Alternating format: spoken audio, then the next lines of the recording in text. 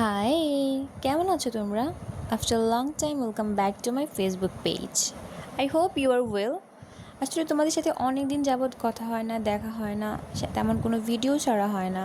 আমি এখন অনেক বেশি ইরেগুলার হয়ে গেছি, ভিডিও আপলোড করতে পারছি না।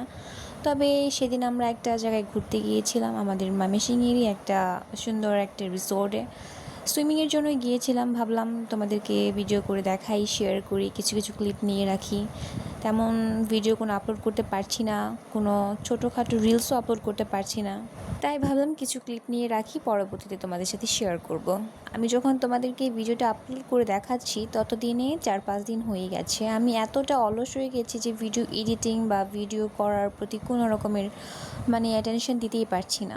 বাই দ্য ওয়ে, সেদিন আমরা গিয়েছিলাম আমাদের ময়মনসিংহ জেলার ভালুকা থানার একটা রিসোর্ট, নাম হচ্ছে তেপান্তর। সেখানে সুইমিংয়ের জন্যই মূলত আমাদের যাওয়া হয়, ফুল ফ্যামিলি মিলেই গিয়েছিলাম।